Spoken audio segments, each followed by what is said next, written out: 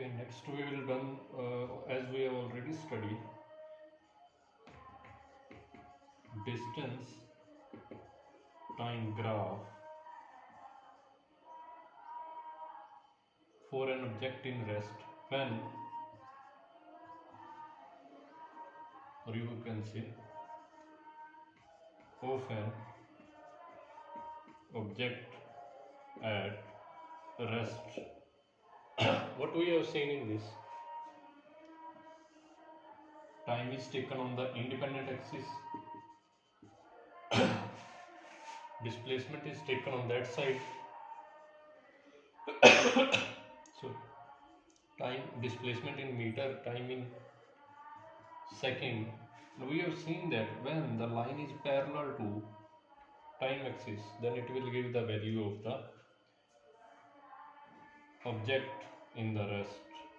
The points that are marked on there, it shows the reading of the displacement graph with the variation of the time, and we have checked that with the variation of the time there is no change in the displacement. Throughout the time displacement is the same. So this is the graph for the rest. Next we are going to do to draw the graph for an object which is in uniform motion. Distance time graph for uniform motion. तो क्या हमने definition की थी uniform motion के लिए? जल्दी से बताओ, कौन बताएगा क्या डेफिनेशन की थी यूनिफॉर्म मोशन के लिए?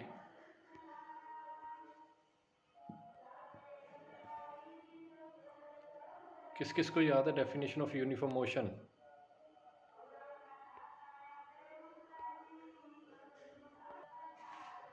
ओके, किस किस को याद है यूनिफॉर्म मोशन की definition? Uniform motion when object covers equal distances in equal interval of time। ये डेफिनेशन हम पहले लास्ट लेक्चर्स में कर चुके हैं। इसका अगर हमें ग्राफ टेबल ड्रॉ करना हो, that is the time, that is the displacement. Now I will draw the table something like that. So in the tabular form, how we can represent a uniform motion? As time is going on, started from the 0, 1 second, 2, 3, 4, 5 and 6. What is the displacement? Initially मान लो किसी भी object की displacement है that is 0। 1 second के बाद उसकी displacement होगी 1, 2, 3, 4, 5, 6। अब ध्यान से देखो, यहां से यहां तक टाइम कितना चेंज हुआ? 1 यूनिट। डिस्प्लेसमेंट यहां से यहां तक कितनी हुई? 1 यूनिट, क्योंकि 1 माइनस 0 करेंगे 1 ही आने वाला आंसर। यहां से यहां तक का देखो 2 माइनस 1, अगेन 1 यूनिट। यहां से यहां तक का देखो 2 माइनस 1, 1 यूनिट। सेम कोई भी रीडिंग उठा लो, 6 से लेके 3 तक देखो कितना चेंज हुआ। अपर आप हर एक सेकंड का देख के चल रहे हैं। 6 to 5 तक देखो, again change is the 1, here also change is of 1। तो यहाँ से हमें ये तो शो हो गया कि ये जो चेंज है, object covers equal distances in equal interval of time. जितना जितना टाइम चेंज हो रहा है उसी के अकॉर्डिंगली डिस्टेंस भी सेम चेंज हो रहा है।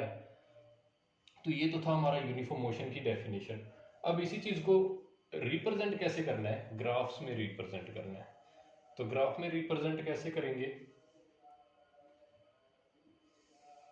Again we will draw the graph, take this as a time axis, this as a displacement axis.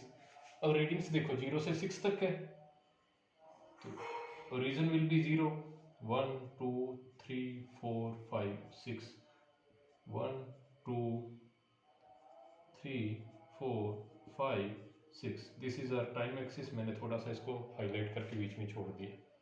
इधर भी मार्क कर लेते हैं 1 2 3 4 5 6. So 1 2 3 4 5 6. Now draw the graph. 0 0 point, it will be this one. 1 and 1, 1 and 1, it should be this one. 2 and 2, it should be this one. ये बेटा मैंने dotted line बताया था, ये सिर्फ एक इमेजिनरी लाइन हम एज्यूम करते हैं. So next point will be this. Next point will be 3 and 3. This one. Next point 4 4. It should be this one. 5 5. It should be this one. 6 6. It should be this one. Now when all those points will be matched, मैं ये dotted line erase कर देता हूँ for the timing, क्योंकि ये हमने as a helping verb use की थी dotted lines. Now when all these points will be joined, it will make some straight line. And this is the example of uniform motion. Whenever the motion will be uniform, graph will be always straight line. It may be passing through the origin, it may not be passing through the origin, but definitely it will be the straight line. अब यहाँ पे कोई भी point उठा लो, it will give the value of that thing.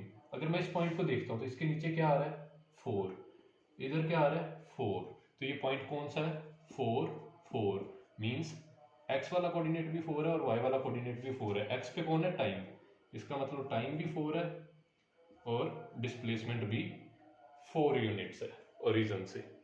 तो एक तो ये हो गया इसके लिए ग्राफ. अभी इसी चीज को थोड़ा सा चेंज करते हैं. चेंज कैसे करते हैं, टेबल तो अपने पास वही है, displacement time along with the displacement 1 2, sorry, we have started it from the 0 previously. 0 1 2 3 4 5 and 6. Now what should be the displacement? Initially displacement is 0, next is the 2 4 6 8 10 12. Now can you tell me that this graph, this table is showing the uniform motion or not? You just have to identify that this is the uniform motion or not. So let's check. यहाँ से यहाँ तक change कितने का है 1 का है, यहाँ से यहाँ तक चेंज कितने का है इट इज ऑफ 2, यहाँ से नेक्स्ट वाले तक चेंज अगेन 1 का है, यहाँ से यहाँ चेंज कितने का 2 का है, फिर चेंज देखो 1 का है, यहाँ पे कितना है 2 का है, नेक्स्ट अगेन 1 का है, ये कितना चेंज है दैट इज ऑफ 2 यूनिट्स. तो जहां पे मर्जी देख लो, ऊपर वाली साइड चेंज 1 यूनिट रह रहा है और नीचे वाली साइड क्या रह रहा है change 2 units. So can we say that an object covers equal distances in equal interval of time. Object ने जो भी डिस्टेंस ट्रेवल किए गिवन टाइम इंटरवल में वो सेम ही किए, सभी में 2 यूनिट्स ही ट्रेवल किया. तो ये भी एक यूनिफॉर्म मोशन का ही ग्राफ है, सॉरी टेबल है. अब इसको ग्राफिकल फॉर्म में कैसे रिप्रेजेंट करेंगे वो देख लेते हैं जल्दी से. सो हॉरिजॉन्टल एक्सिस पे रहने वाला है इंडिपेंडेंट, कौन होता है इंडिपेंडेंट टाइम. वर्टिकल एक्सिस पे रहने वाला डिपेंडेंट, कौन होता है डिपेंडेंट डिस्प्लेसमेंट है इस केस में 0 1 2 3 4 5 6. ऑन द वाई एक्सिस 1 2, हम डिफरेंसेस पर 2 2 का ही ले लेते हैं वाई एक्सिस पे. सो 0 2 4 6 8 10 12. Always remember whenever you are going to draw the graph, these interval should be same. means जितना डिफरेंस इन दो में है उतना डिफरेंस इन नेक्स्ट 2 में रहना चाहिए, उतना ही हर एक डिवीजन में डिफरेंस वो सेम रहना चाहिए. अगर इस साइड पे 1 1 का डिफरेंस चल रहा था तो मैंने 1 1 का ही रहने दिया. इन द सेम वे अगर इधर 2 2 का डिफरेंस चल रहा है तो आप देख सकते हो सारे ग्राफ में 2 2 का डिफरेंस है. सो 0 0 point, this 1 point, 1 and 2, 1 is this, 2 is this, it should be like that. 2 4, 2 should be this, 4 should be this, it should be this. 3 6, it should be this and this. 4 8, it should be this point. 5, 10, it should be this point. 6, 12, it should be this point. So again, whenever we'll join these points, we'll get the straight line that is passing through the origin. So as I already told you that the straight line will shows a uniform motion, means object is in the motion. Last वाले case में हमने क्या देखा था, graph is parallel to time axis, it means there is no displacement of the object, but in that case 0 पे तो 0 ही है, 1 पे ये कितने यूनिट मूव कर गया, डिस्प्लेसमेंट कितनी होगी 2 यूनिट्स, 2 सेकंड्स पे जाते जाते ये 4 सेकंड तक डिस्प्लेस हो गया, 3 सेकंड तक जाते जाते ये 6 सेकंड्स तक 6 मीटर तक डिस्प्लेस हो गया, that is in the metre. तो यहाँ पे डिस्प्लेसमेंट हो रही है, so it is the graph of uniform motion.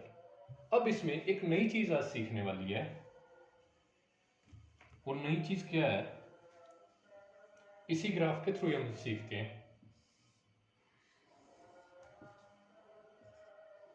That is time axis, displacement axis, 1 2 3 4 5 6 2 4 6 8 10 12. इसका कुछ ग्राफ हमारे पास बना था इस तरह से. Now this is called slope of the graph. It is the slope. Slope बोले तो कितने के एंगल पे ग्राफ बन रहा है किसी भी एक्सिस के साथ, तो वहां पे अपन वो उस चीज के लिए सिंपल नाम दे देते हैं स्लोप. स्लोप को कहते हैं ढलान. आप लोगों के भी घर पे रैंप वगैरह बने होते होंगे, जहाँ पे भी घर के अंदर एंट्रेंस होती है तो वहाँ पे एक ढलान होती है, that is called slope. In science और in mathematics it is called slope. Now what is the formula to measure that slope? Slope is measured any 2 point on the vertical axis. Slope is always we can say any 2 point on the y axis divided by any 2 point correspondingly there's 2 point on the x axis. अब इसी axis को अपन vertical axis मान के चले थे, जिसको अपने y axis का नाम दिया था. इसी से एक्सिस को हमने एक्स एक्सिस का नाम दिया था हॉरिजॉन्टल एक्सिस को. तो स्लोप क्या रहेगी, मान लो मैं कोई भी 2 पॉइंट ले लेता हूं, एक मैं ये वाला पॉइंट ले लेता हूं,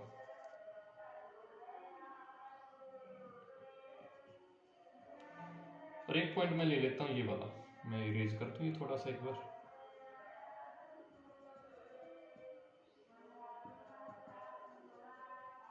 I have taken 2 point, so this point will act as a y1, क्योंकि y एक्सिस पे फर्स्ट पॉइंट आ रहा है, इट इज द y1. इसके कोरस्पोंडिंगली जो x एक्सिस पे आ रहा था that will be are x1. तो यहाँ पे मैंने y1 लिखा है और ये x1 लिखा है. ये पॉइंट आपको क्लियर हो गए, y1 एंड x1 कौन है. यहाँ पे कोई भी पॉइंट उठा लो आप, कोई भी, आप ये वाला पॉइंट भी उठा सकते थे, तो ये y1 बन जाना था हमारा. Okay, for the time we have taken this point, so this will be y1, corresponding point will be the x1. now this will be our y2 and इसके correspondingly x axis पे जो point आ रहा था this should be our x2. अब हमें निकालनी है slope, तो फॉर्मूले में वैल्यू फिल करते हैं.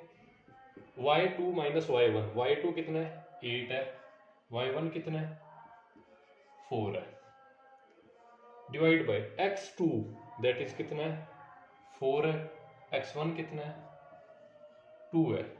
तो ये आंसर क्या आने वाला है 8 माइनस 4 दैट इज 4, 4 माइनस 2 2, तो आंसर आ गया 4/2 that is 2.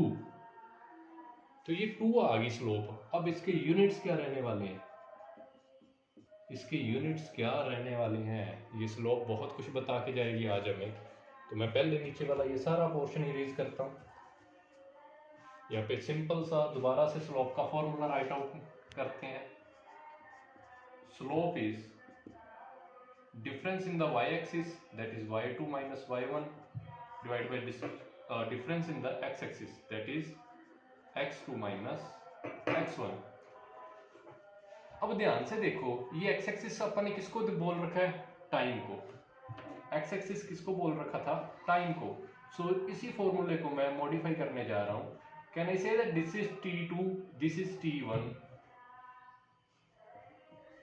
We can write it like t2 minus t1, क्योंकि ये जनरल फॉर्मूला है। कोई भी ग्राफ आ गया हम यही फॉर्मूला लगाएंगे, उसके बाद देख लेंगे कि y एक्सिस पे कौन है और x एक्सिस पे कौन है। यहाँ पे x एक्सिस पे टाइम है तो हमने टाइम लिख दिया t2 minus t1। y axis पे कौन था, डिस्प्लेसमेंट थी, तो can I say that s2 minus s1, this is s2, this is s1। अब थोड़ा सा याद करो, डिस्प्लेसमेंट अपॉन टाइम, ये ऊपर डिस्प्लेसमेंट आ रही है, नीचे का पूरा टाइम बन रहा है, तो ये किस चीज का फॉर्मूला होता है, displacement upon time. Displacement upon time किस चीज का फॉर्मूला होता है, डिस्प्लेसमेंट डिवाइडेड बाय टाइम। तो ये मेरे अकॉर्डिंगली हमारा किस चीज का फॉर्मूला बन गया, वेलोसिटी का।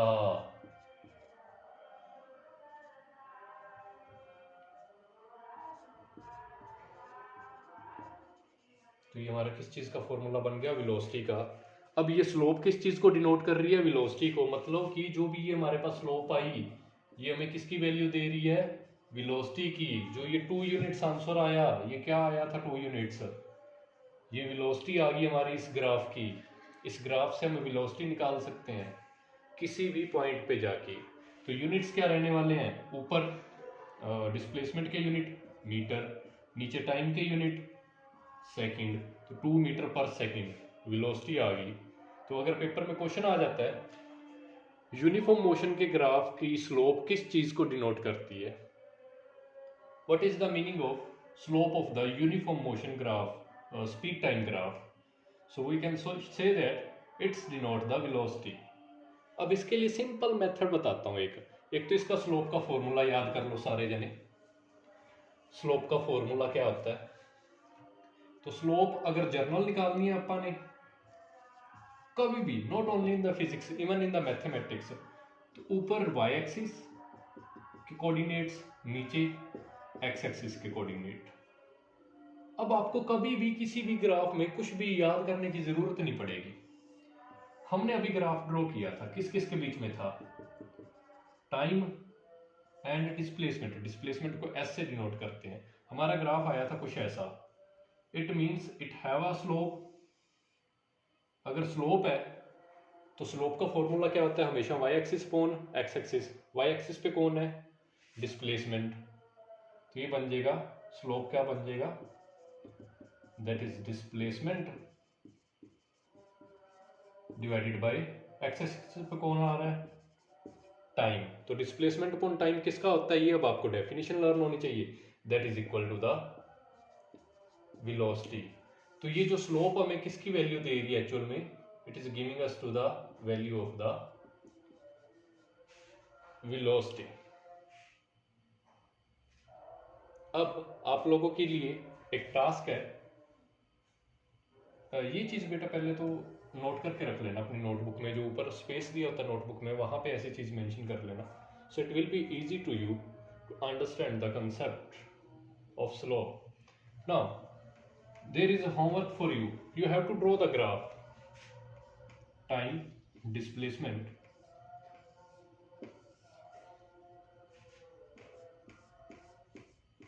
you have to draw this graph, time 0 2 4 6 8 10, displacement is 0 5 10 15 20 25। एक तो आपको ये ग्राफ ड्रॉ करना है, एक और करना है,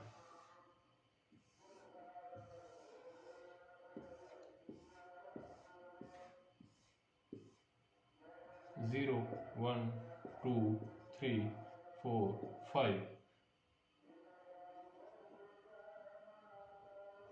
3 6 9 12 15 18। जल्दी से ये ग्राफ ड्रॉ करके सेंड कर दो एज ए होमवर्क। मिलते हैं नेक्स्ट वीडियो में।